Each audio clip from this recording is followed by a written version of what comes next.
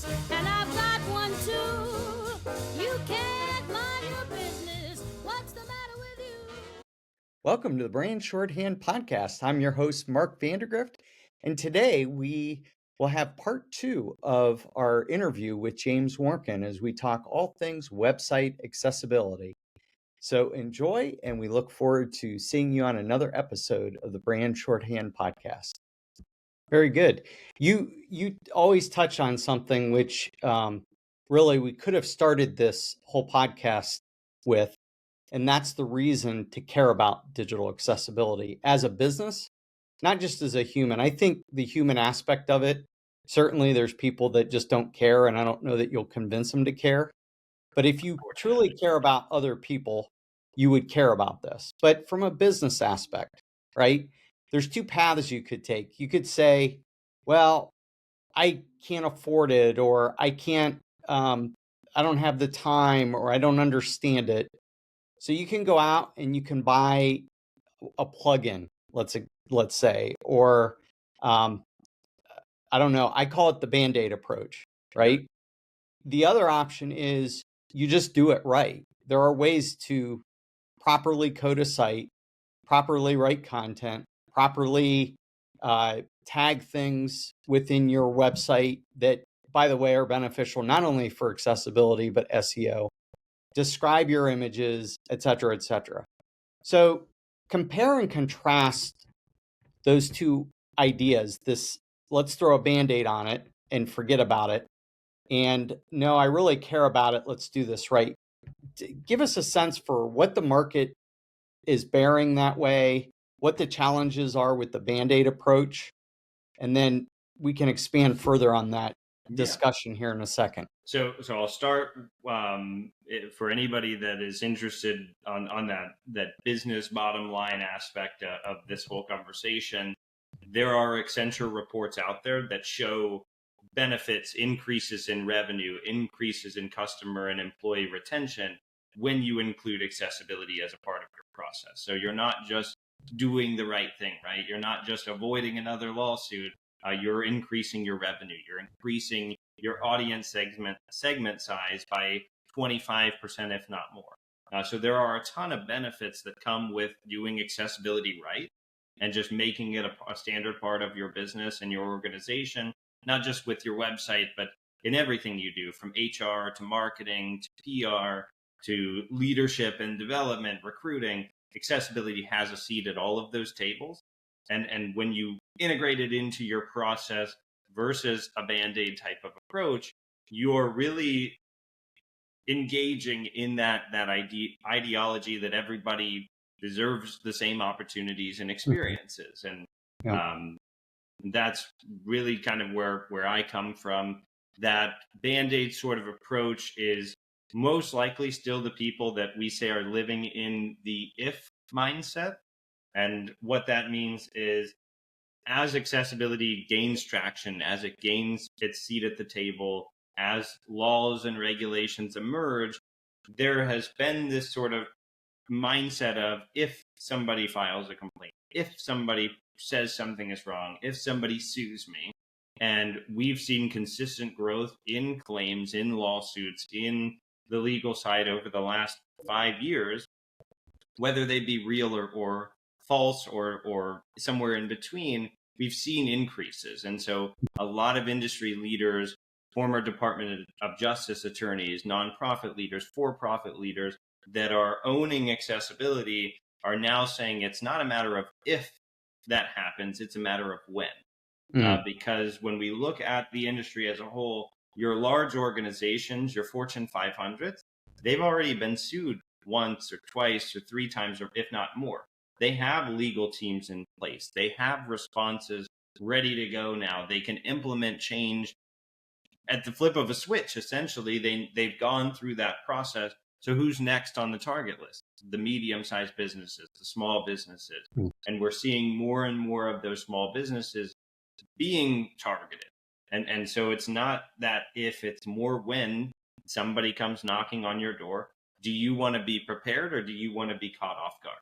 And if you put a Band-Aid on it, we've seen just earlier this year, one of those plugins that claims to make your website accessible, we've seen small businesses that have those still be a target, still be sued, still go through all of that that time and energy and money and resources to fight that and settle that and do whatever they need to do, when they could have spent half the money just to make it accessible from the very beginning. And so when we talk about accessibility, a Band-Aid might be a cheap way to cover it up and out of sight, out of mind accessibility. But at some point, accessibility is going to come knocking on your door. And if you're not doing anything about it, it's going to be significantly more expensive at that point than if you were implementing accessibility along the way. You don't need to wait until something launches to make it accessible. You could start with accessibility all the way at the beginning when you're picking what platform are we building this for? Who is the audience for this? What design and branding are we going to use for this? You could start accessibility and carry it all the way through your development life cycle and do it affordably, rather than viewing accessibility as we need to Band-Aid this and cover it up, or this is a whole separate project from what we're doing. If it's a part of your process, you're not looking at it as a separate expense, a separate pool of resources and time and talent. You're viewing it as a requirement for your larger project. If you're building an $80,000 website that's accessible, it's $80,000. Right. But if you're building an $80,000 website and then making it accessible, you could be looking at another $20,000, $30,000, $40,000 to make it accessible at that point. Not to mention, that reminds me of the days when SEO were new, which you were too young to remember those days, but I go back to the late 90s and the early 2000s when SEO was a new word, and people built a website and then they said, oh, we need to SEO it. Well, today you wouldn't build a website without it being baked in. right. I think we're not at that point yet with accessibility, but you mentioned lawsuits, right? What wasn't one or two of the primary plugins actually had multiple class action suits against it for the One very was, reason of not being accessible enough? yep, one of those was earlier this year. Most of them have been under fire. They take a lot of heat, some for good reason, some for not completely good reason. When it comes to overlays and widgets and plugins, I think, going back to your point, we're not quite there yet. I think that technology is not quite there yet, right? And so when it comes to how those tools are marketed and promoted and sold, it could be a little bit misleading, partially because of their choice, but also partially because the general public just isn't educated. They're not aware of what accessibility actually is. And so when they think about it, they're not being educated on that whole industry, that whole conversation. They're being educated on somebody could come along and sue you. It could cost you tens of thousands, if not hundreds of thousands of dollars for $99 a month. We'll protect you. Right. So that sounds like icing on the cake, a cherry on top. But when you actually start to get into it and understand it, those tools are really somewhere in that like 30 to 50% of doing the whole job. And we're in 2025. Technology and the growth and development curve is not slowing down. Sure, those tools are going to get better over time, but they're not there yet. They might get to a point where they're 70, 80, 85% complete in what they can do. But again, going back to the beginning of our conversation, accessibility impacts people. You can't prove and validate that things are or are not accessible truly without people.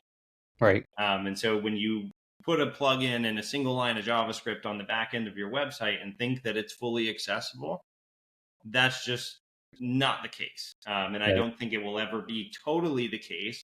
But sure, over time, we're probably going to see advances and developments and increases in what those tools can do to protect you maybe a little bit more, but never completely. Good. Now, I promise to get technical here. So when we talk, and for any of the listeners that don't like the technical side, you can beg out now. But I think it's intriguing because I mentioned you've worked with folks from the Department of Justice before. I think a good friend of yours maybe even works there. He was But a defense attorney. oh, okay. So there's a standard, right? You don't randomly check these sites. You're checking them against a standard. But yet that standard is an ideal framework, guardrail, whatever you want to call it. There's not an officially published Department of Justice list that says if you don't meet these standards, you're breaking the law. So give us a sense as just make it as basic or generic as you can describe this. What is the standard? What's it called? And also, how does that, I guess, morph over time? Who's in charge of making that list and updating it? And what standard do we typically go to at any given time? Yep. Fantastic question. One that we get all the time. I do not do legal advice and legal consulting. I leave that to the experts. But from an accessibility lens, if you're government of any kind, or you're receiving any type of government funding, or you work with or for the government, you have accessibility requirements that aren't the most clear at this point, but they're definitely getting better over time. At the federal level, we see things like the Section 508 standards. At the state and local level, we see things related to the Americans with Disabilities Act under Title II.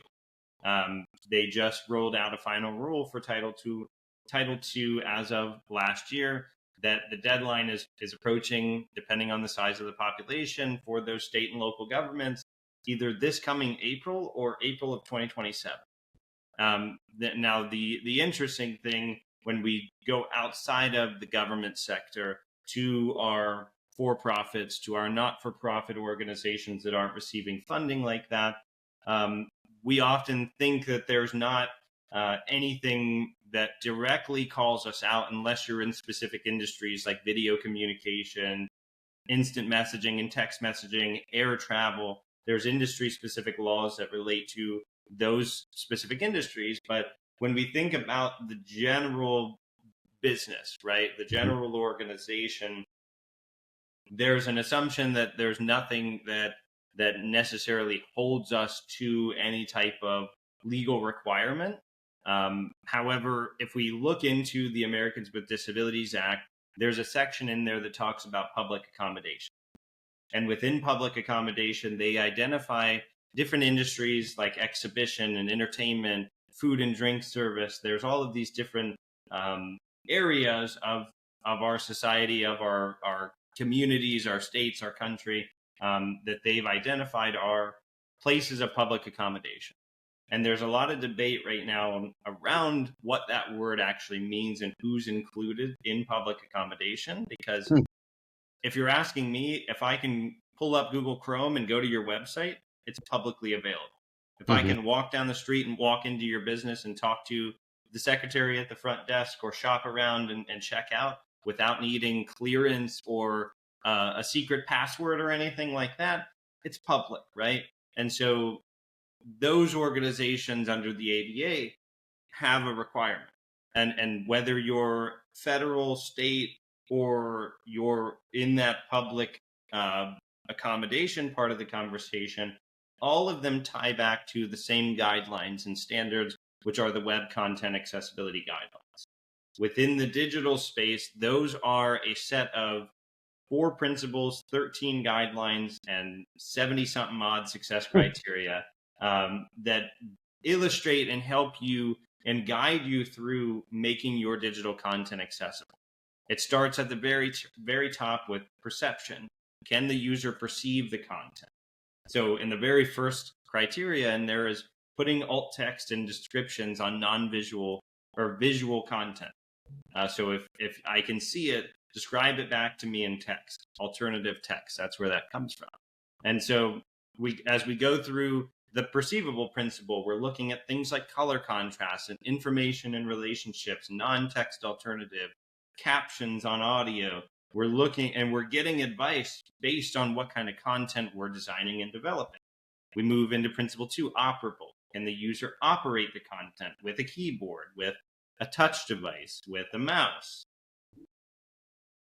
That's where seizures and physical reactions comes in. The timing. Is there enough time for users who move a little bit slower or need a little bit of additional time to complete that? So operability within the content. Principle 3 is understandable.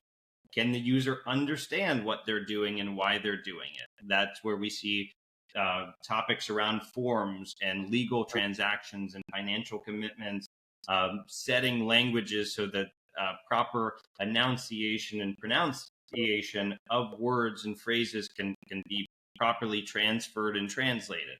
And then lastly, principle 4 is robust.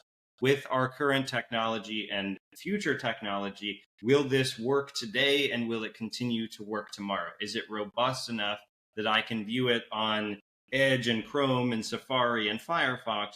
Or do I have to use a single screen reader browser combination to consume this content? And so those are the guiding pillars and posts. They get very, very technical. The first time I read through it, I didn't understand probably more than 5 words on it. But I read through it and I read through it again and again and again. And I practiced and I researched and I asked questions to other leaders that worked with the Department of Justice, that worked at Microsoft and Verizon and GEA and some of these large companies that are leading the way in accessibility to fully understand it. And ultimately, that's how I got to where I am with, I don't want to be the gatekeeper for this because this is bigger than me. This is bigger than Clear Vision.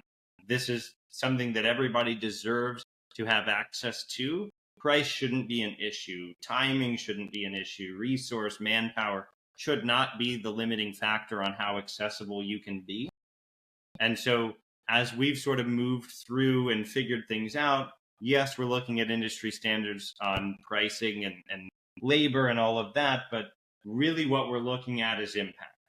And impact, it always comes back up in the conversation and helping businesses and organizations level up, because unfortunately, they're not teaching accessibility in the college classroom. They're not teaching it in high school. It doesn't matter whether you're a computer scientist, you're a marketer, a business analyst, whatever. Accessibility might be a day or a week in your 4 years, or your 6 years, or your 8 years, depending on how long you go for. It doesn't have its own separate space yet, which is one of the largest reasons why we're not there yet, because it's just not, the general public is not being educated on it. And so when we sort of take a step back and we look at the standards and the requirements, I personally believe everybody should have to be accessible from a digital standpoint to those WCAG standards. Whether you're an employee, a potential customer, a client, everybody should have the same opportunities and experiences, regardless of we're a closed door for-profit. We only work with 3 clients and that's it. Or you're a big box store that has an in-person and an e-commerce aspect. I think everything deserves to have accessibility worked into it. And ultimately, organizations like Clear Vision, like Blind Institute of Technology, like Converge Accessibility, like Scallywag, like Accessibrand, there's so many good organizations trying to do good work.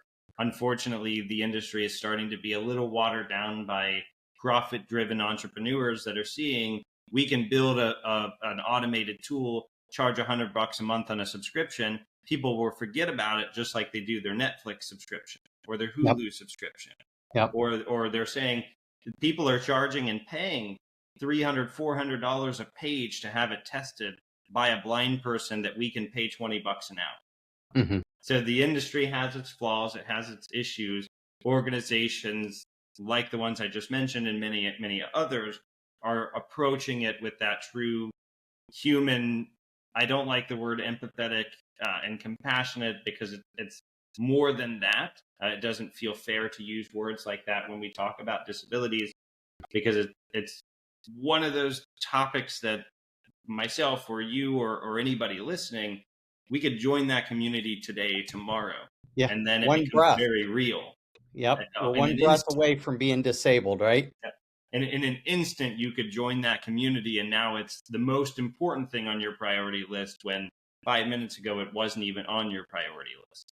And so empathy and understanding and compassion and all of those words, yes, they're applicable, but I don't feel like they do a full job of explaining why this industry is more than just another part of doing business, but it needs to be like an underlying staple, one of your pillars or your columns or your values within every organization, just because of the degree and the potential reach and impact that it brings with it. Well, you cite on your website right at the top, 1 in 4 individuals is considered disabled.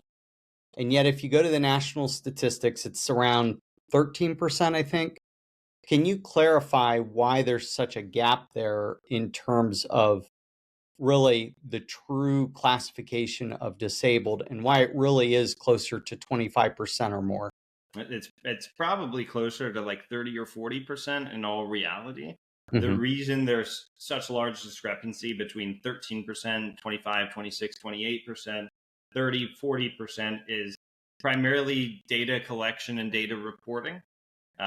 When you send out surveys and census data, you're leaving it up to that person to identify as it should be. You're letting them make the decision. Do I check the box that says I have a disability? For most people, if you have a hard time seeing, a hard time hearing, a hard time getting up and down the stairs, we don't, as a society, recognize those as disabilities when technically they are. Mm-hmm. And so there's a large discrepancy in the what we know from data collection and that 13% and what is actually the true number. There's no way to get that. And like I said, that's the way it should be. When the Americans with Disabilities Act was published in the 1990s, that created a ton of programs and services for people with disabilities. What they realized over the course of 15, 18 years was that people with disabilities weren't disabled enough. They were being denied services because they weren't disabled enough. They couldn't get a doctor's note. They couldn't qualify for those services. So in 2008, we saw an amendment to that act that broadened the definition of disability, making it easier to qualify. You could self-identify without intense questioning. They did a lot to sort of try to loosen that up. And in doing so, it made it harder to track and trend the true number of people with disabilities within your community, within your country. I think globally, it's estimated like 1.3 billion people around the world live with a disability at any time. So we're not talking about a very small community, but we're also playing on that conservative side with those numbers in all reality, because we don't know who's Right. identifying and who's not. Yeah. Well, and I think if most people were to observe society, so I love to people watch wherever I am. If I'm at a park or an airport or anywhere, I like to people watch. And over the last few years, it's become very evident that disabilities are actually increasing, I would say multiple fold, not just, 10% or 1% every year. I mean, it feels like just through observation that those who have some level of disability is significantly growing. So to your point, this is all about human interest, caring about people. As a corporation, so let's say I'm I don't know, I'm a middle level manager at an organization, and I'm tasked with trying to figure out this whole disability, digital accessibility space. What's a good first step, other than calling you? What's a good first step to learn a little bit about this before presenting to the organization and saying, folks, we have to get better at what we're doing in this regard? I think the best first thing to do is to look locally. Look at your community. Look at what's happening next door in your backyard. Mark, you and I are on the board of a nonprofit that focuses on accessibility here in Canton, in Stark County. And one of the things that surprised us was even in our own community, there's more than 100 providers providing services and programs and products and support to our local disability community, whether that's blindness, that's developmental disabilities, that's putting ramps in people's homes to modify their homes so that to make them more accessible. there's so much happening locally that we're just not aware of. And so I think talking to those local organizations, if you picked up the phone and called any of those providers and said, hey, I'm a local business, I want to make sure that I'm considering everybody when I design my new menu or my new website. Is there any way that somebody from your team could help me understand what things I need to be considered? I guarantee if you find one that doesn't get excited to hear that question, I would be surprised. I think those organizations would be overly excited and ecstatic to hear that local businesses are considering them and they want to include them. And so I think that's the easiest first step to make before you even call me or any other accessibility company, is look and see what you have available right next door. Good. As you learn, as you start to get more comfortable talking about accessibility and disability, then you call someone like me or another local organization that's certified and specializes in that experience side and designing and testing and remediating to actually help you implement it. Because it's one thing to understand it, it's a whole nother world to actually implement, verify, and validate it to make sure that you didn't include one group without excluding another. There's a lot of consideration that goes into that. So I definitely encourage you to find somebody that you can trust and that sounds like they know what they're doing. At the very least, when you're actually ready to make a move. The one thing I will say, coming out of the technical side of the conversation, if you're listening to this conversation and you're saying, oh, I'm not a developer, accessibility only applies to developers, that's an assumption. And we've learned over the last couple of years that more than 70% of accessibility issues arise during the design and the creation phase. If you're the one writing the blog post, you're designing the prototypes and the Figma files, if you're creating the social media content and recording the videos, you have a role to play. It's not just a developer problem. Yeah, that's a great point. For a lot of people, that's a hard pill to swallow because it's easy to put the blame on somebody else. I'm here to take the blame off of the developer's shoulders a little bit and say, no, the rest of your team that's providing you that content also has a part in this conversation. Well, we certainly learned that when we engaged the first time after your internship, when you started your business. And I think as a designer, you recoil because some of the things you learn about making a digital property or really the design pattern for accessibility feels like you're putting handcuffs on, when in fact, after you go through it and you learn more about accessibility, you don't have to have those handcuffs. As you know, you were an intern here. We're all about design. And I would say that the only thing that learning about accessibility did for our designers was to expand their horizons. Like, I was actually, they're not in a box, their box has grown. Right. I was in a conversation last week with a state level organization that's looking to build a new website, and they put out the RFPs to find a new development team to design and build this new website for them. And when they asked that, the two potential options they were looking at, if they could ensure that the website was going to be accessible, they said, yeah, but it's not going to look as good. Oh, so they were actually giving them the option: do you want it to look good, or do you want it to be accessible? Which is a very old way of thinking. Like you said, it's not putting handcuffs on it; it's actually expanding those horizons in the way that you approach design as a whole, with things like color and resize and magnification, font selection, font style properties. All of those play into just a static. You could do just a static grayscale wireframe in Figma and incorporate accessibility and still have all of your design principles and UX and UI worked into it without really doing anything noticeable. Yep. Well, and it makes it better. We've had conversations. I'll bring up LeBron's latest adventure there.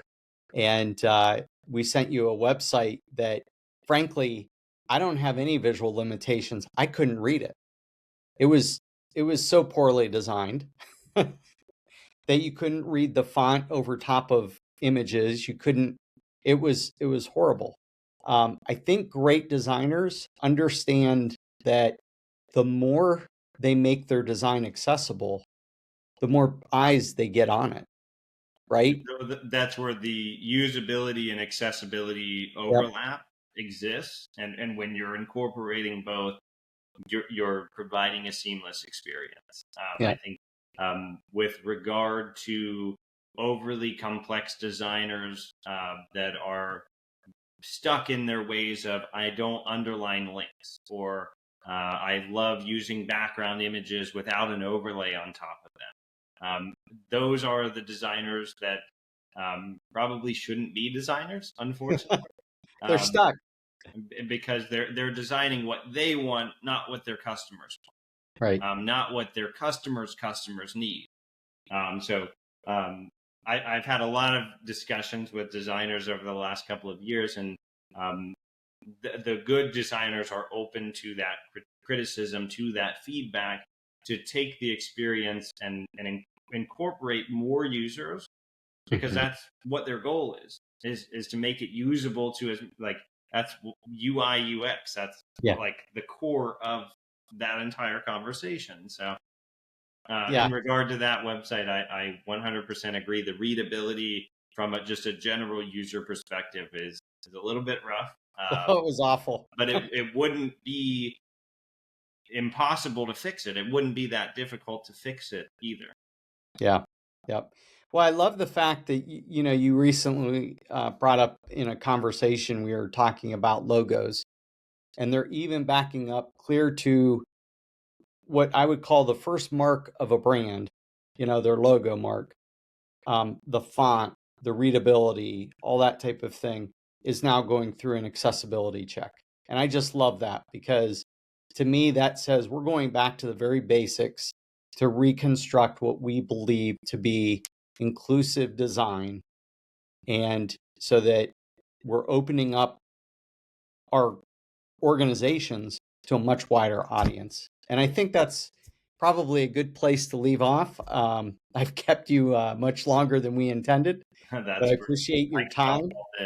Let me give you one last point here for you to just share whatever is on your mind at this point for our listeners. Just don't be afraid to jump in. No matter where you start, with my recommendation to look locally, or you want to drop me a LinkedIn message or an email and just ask a curious question. As a person who kind of walks the line between both communities, I've fully owned that I am somebody that is in that position, and I don't ever want to gatekeep or create an additional barrier. So I am an open book. If you have a question that you are afraid to ask or you're intimidated by, I am proud to be somebody that can help answer those questions without any form of judgment or recourse or anything like that. So my inbox is open to anyone and everybody who's curious about accessibility, whether you're a fully non-disabled person or a person with a disability, in any capacity. If I can't answer the question, I have a lot of people and a lot of friends now in this space that specialize in key areas of accessibility. I'm sure I can find you an answer, or worst case scenario, an answer doesn't exist, but an opportunity to create an answer does. Awesome. Well, that's a great place to wrap up. I want to thank you, James, for joining us. And thank you to our listeners for joining us. If you haven't liked or shared or subscribed, please do. And thank you for joining the Brand Shorthand Podcast today. Until next time, have an amazing day. Ain't nobody's business but my own. You say you